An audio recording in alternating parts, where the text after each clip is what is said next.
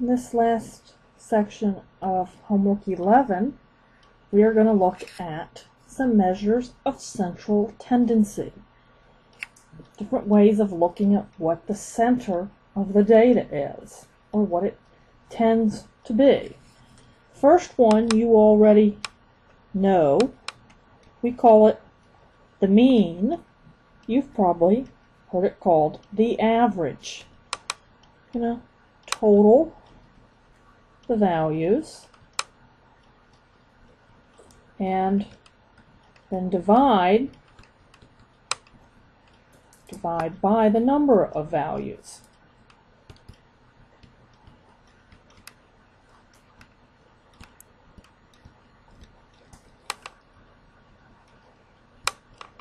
So for example, if I had 4, 3, 7, 2, 2, 5, and 8. Let's do one more. How about 6? If I want to average these numbers or find the mean of these numbers, I would add them.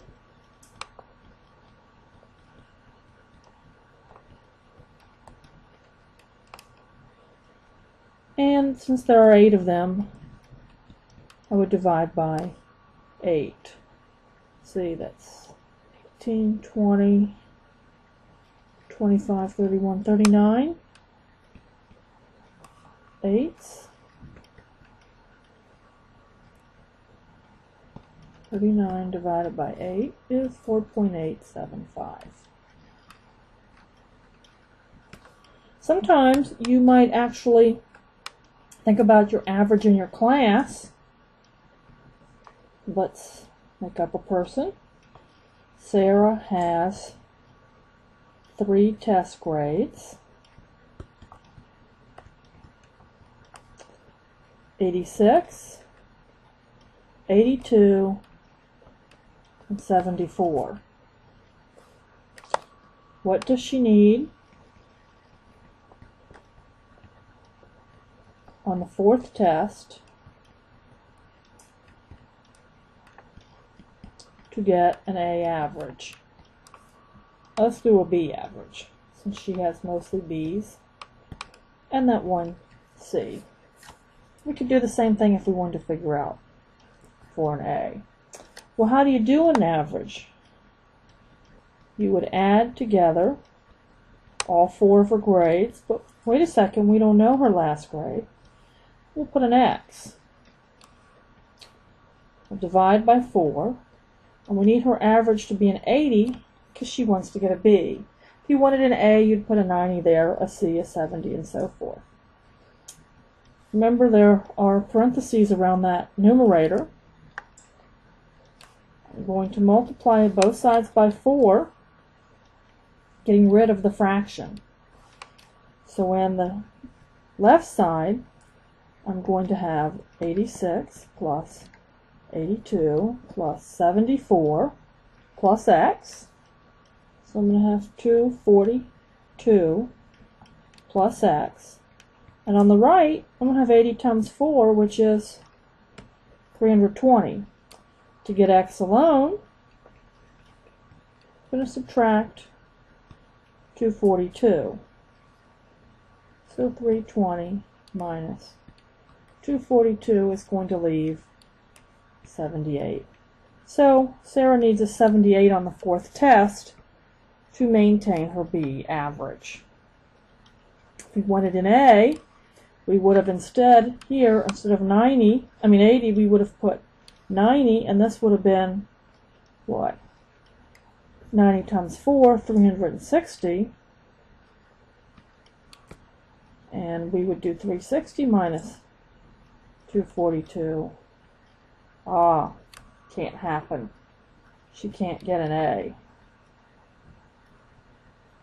Because she needs 118 on her test. Okay, the next one we want to talk about is called the median. And you put the values in order.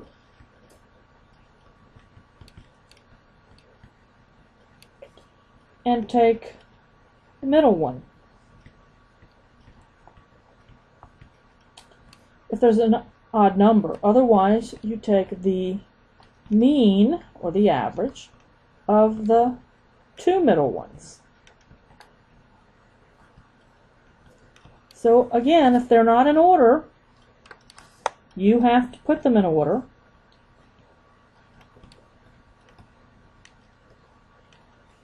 So if these were the ones you had, you would first have to put them in order. 2, the 3, the 5, the 8, the 9, and the median would be the middle one.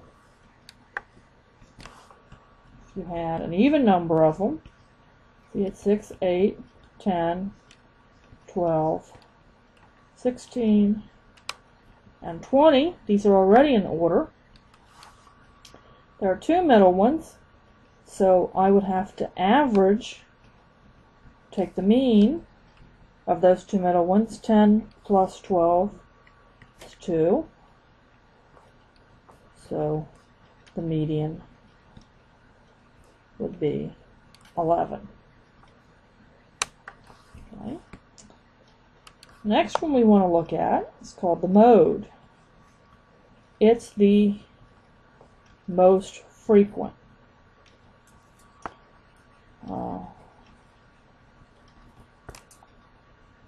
The one that's more frequent than the others. Now, suppose we were talking about the number of children that people had. In a case like this, the mode would be 0, because that's the most frequent value. Suppose we had, I don't know, a number of credits taken or something. So we might have some 3s. Some 3s, a 6, 7, maybe another 7, maybe 10, 12, 12, 15. In this case, there are 3 modes because they all occur more than 6, 10, and 15. 3, 7, and 12 all occur twice. If none is more frequent than the others, then there is no mode. That would also be true if they were occurring more than once, but they were all still occurring the same number of times. There would be no mode. Okay. And the last central tendency is midrange. Midrange is the high value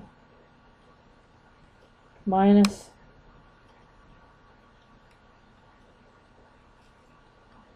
plus. The high value plus the low value divided by 2.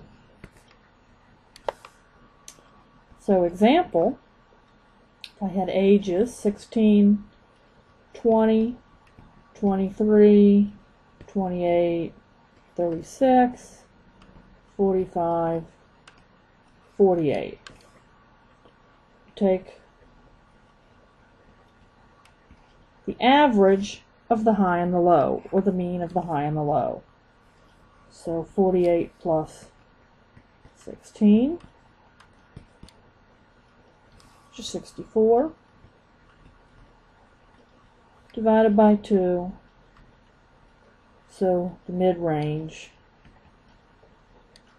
would be 32. Halfway in between the oldest and the youngest. in this case. Okay. I'd also mention briefly percentiles. Percentiles are the percentage of people below you.